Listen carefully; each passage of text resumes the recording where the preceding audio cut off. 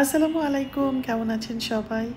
আশা করি সবাই ভালো আছেন আর যে যেখানে আছেন যেভাবে আছেন আল্লাহর রহমতে ঠিকঠাক আছেন। আমিও আল্লাহর রহমতে ভালো আছি। এই যে দেখেন কি সুন্দর সকালবেলার নরম রোদ। আপনারা হয়তো ভাবছেন এই সকাল সকাল আমি কি করছি। আসলে কি কালকে সেহরির সময় আমি টেরই পাই নাই। যখন আমার ঘুম ভেঙেছে তখন বাজে সকাল 7:30।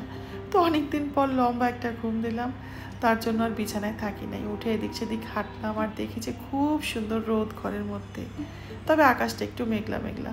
তো টুকটাক কাজ করে ফ্রেশ হয়ে আবারও বিছানায় এসে মোবাইল ঘাঁটলাম কিছুক্ষণ। এদিকে মাসুমা অফিসে চলে গেল। তারপরেই গা ঝাড়া দিয়ে উঠলাম যে যা কাজ আছে সেগুলোই এনার্জি থাকতে থাকতে সকালবেলায় করে নিই। এখন বাজে সকাল 10:30 আর শিউলি 10:30 থেকে 11টার মধ্যে চলে আসে।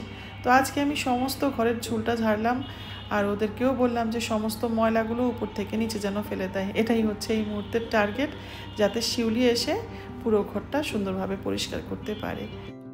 সবাইকে যার যার কাজ বুঝিয়ে দিয়ে আমিও বেডরুমে চলে এসেছি। আজকে একটু হিসাব করতেই হবে আর আমাকে হিসাব করতে হয়, অনেক কিছুর হিসাব আমি করি আর সেটা করতে আমার অনেক সময় লেগে যায়।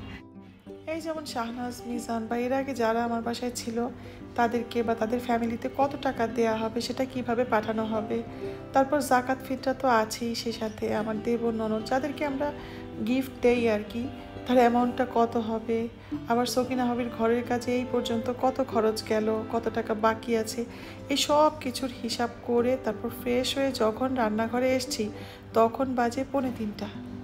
তো আজকে বাচ্চাদের পছন্দ মতো খাবার বানাবো, যেটা বানাতে খুব সময়ও লাগবে না আর আমার কষ্টও লাগবে না। এই জন্যই আমি কিন্তু এই কাজটা করতে পেরেছি। কলা দেখে ভাবছেন যে এত কলা কী জন্য? আসলে এই রোজায় সবচেয়ে বেশি আমাদের ঘরে কলা আর চিড়াটা চলে, মানে একটা স্মুদির মতো বানাই, তার জন্যই এত কলা। তো এখন ফল গুছাবো আর ফল গুছাতে গুছাতে আপনাদের কিছু কমেন্ট পড়বো। আমার গত ভিডিওতে কামরুন নাহার লাভলি লিখেছেন, আপনার ভিডিওগুলো সব দেখি, কমেন্টস করা হয় না, শুধু এইটুকু বলবো আপনি সবার থেকে আলাদা, মাশাল্লাহ আলহামদুলিল্লাহ, ভালো থাকবেন আপু। Thank you so much Kamrun Nahar Lovely আমাকে এভাবে উৎসাহ দেওয়ার জন্য। এভাবেই ভালোবাসা দিয়ে পাশে থেকে সব সময়। এরপর জ্যোৎস্না কাজল খান লিখেছেন, মাশাল্লাহ তোমার গ্রামের বাড়ি আমার খুব ভালো লাগে আর আজকে সবজি বাগান দেখে খুব ভালো লাগলো। আল্লাহ তোমাদের সকল মনের আশা পূরণ করুক আর তোমাদেরকে যেন তার রহমতের ছায়া সবসময় রাখে, এই দোয়া করি আপু। থ্যাংক ইউ জ্যোৎস্না কাজল খান, সব সময় সুস্থ সুন্দর থেকো। এদিকে আমি বাচ্চাদের জন্য খাবার বানাতে শুরু করে দিয়েছি। এই যে এই সসটা দিলাম চিকেনের মধ্যে, সে সাথে tomato ketchup, soya sauce, oregano এগুলো দিব। এর আগে দিয়েছি অনিয়ন পাউডার, আদা রসুন বাটা, সে সাথে মরিচ গুঁড়া, গোলমরিচ গুঁড়া আর লবণ। এখন তেলও দিয়েছি, একটু অল্প করে একটু তেল দিয়েছি, নাহলে চিকেনটা একদম ড্রাই ড্রাই হয়ে যায়। তো এটা 10 মিনিট মেখে রেখে আমি একটু আলু কেটে নিচ্ছি। আলুটাও কিন্তু এয়ার ফ্রায়ারে দিলে খেতে ভালোই লাগে। তো এখন আমি চিকেনটা সাজিয়ে দিয়ে দিচ্ছি আর মাঝে মাঝে কি হয় 25 মিনিটেও হয়ে যায়, মাঝে মাঝে 20 মিনিটেও হয়ে যায়, সেটা হয়তো চিকেনের পরিমাণের উপর ডিপেন্ড করে। আজকে চিকেন একটু বেশি, এই জন্য আমি 27 মিনিট দিব আর আলুটা এর পরে দিব। তো এখানে এটা হতে থাকুক, এই ফাঁকে আমি আরেকটা খাবার বানিয়ে নিতে পারবো। আর এই এয়ার ফ্রায়ারের একটা কিন্তু সুবিধা আছে, পোড়ার ভয় থাকে না, ঝামেলা থাকে না, মাঝে শুধু একবার উল্টে দিলেই চলে।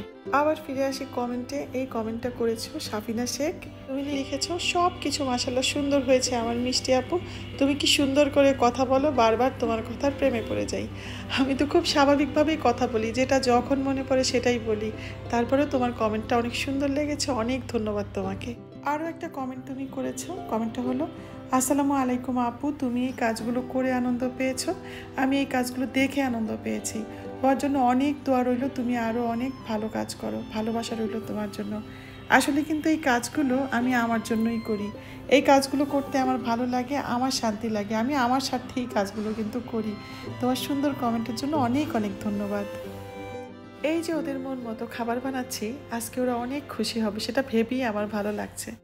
আমার মনে হয় প্রত্যেকটা মাই চায় সন্তান একটু খুশি হোক, একটু সুখে থাকুক আর পরিবারটা যেন একটু শান্তি থাকে, আনন্দ থাকে।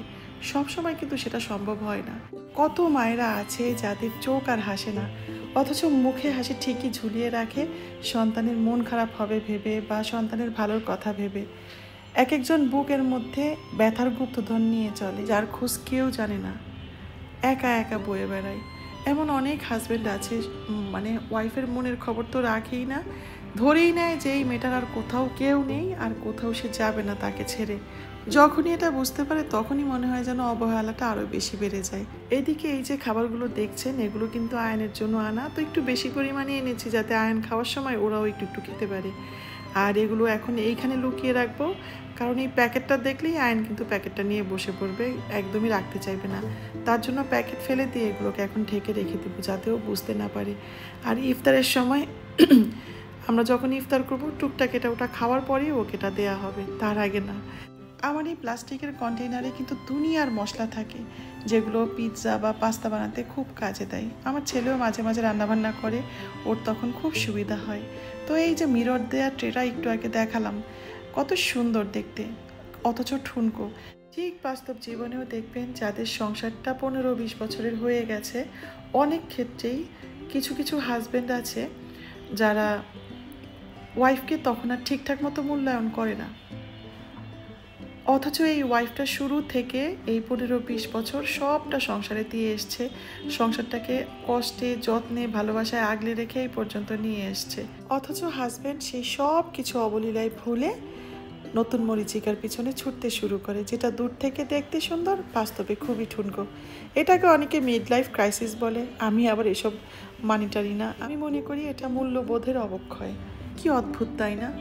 একজন নিজের মায়া জড়ানো সংসার ভেঙে যাবে বলে ভয় পায়, আর আরেকজন ততটাই নির্ভয় হতে থাকে। যাই হোক, এসব কথা এখন বাদ দিই, রোজার সময় এগুলো বলতে ভালোও লাগে না, তার চেয়ে বরং টেবিলে ইফতারটা সাজাই। আজকে আমার ইফতার কিন্তু অনেক আগেই বানানো হয়ে গেছে, কারণ আজকে সন্ধ্যার পরে একটু বাইরে যাওয়ার আছে। যেদিন বাইরে যাব ভাবি সেদিনই কিন্তু তাড়াতাড়ি কাজগুলো শেষ করে নেই। আয়ান খুব আগ্রহ নিয়ে প্রতিদিন টেবিলে বসে, কিন্তু প্রায় কিছুই খায় না। যদিও আজকে ওর জন্য আমি খাবার এনেছি, সেটা এখনও দেই নেই। এই যে দেখেন, এইটুকু তরমুজের জুস খেয়ে রেখে দিয়েছে, বাকিটা কিন্তু আমাকেই খেতে হবে। আর এটা হচ্ছে আনারস, পেয়ারা, আপেল, সে সাথে ধনেপাতা, কাঁচামরিচ, লবণ, কাসুন্দি সব কিছু দিয়ে মেখে নিয়েছি। একটু সেমাইও করেছি আজকে। আর মাসুমের জন্য একটু ভাজা পোড়া করলাম। মুখে বলে ভাজা পোড়া ভালো না খাওয়া, কিন্তু দেখা যায় সেই সবচেয়ে বেশি পছন্দ করে, বিশেষ করে পেঁয়াজও তার খুবই পছন্দের। আর একটু চিড়া করেছি আমার জন্য। এই তো, এই হচ্ছে আমাদের আজকের ইফতার। যদিও প্রায় 10 মিনিট মতো সময় আছে, কেউ এখনও টেবিলে আসে নাই, আর এই ফাঁকেই কিন্তু আমি ভিডিওটা করতে পারলাম। তো ভিডিওটাও আর কন্টিনিউ করব না। যদি আমার ভিডিওটা কারো ভালো লাগে তাহলে একটু লাইক কমেন্ট করবেন। আমি জানি আমার ভিডিওটা অতটা ভালো হয় নাই, একে তো আমি ব্যস্ত সময় পার করছি, তার উপরে ভয়েস ওভার করতে গিয়েই যত সব গন্ডগোল লেগে যায়। রাস্তায় ইদানিং এত শব্দ হয় যে আমি ঠিকঠাক মতো ভয়েস ওভারটাই করতে পারি না। তো যাই হোক, আজকে এখানেই শেষ করছি। সবাই খুব ভালো থাকবেন। আল্লাহ হাফেজ।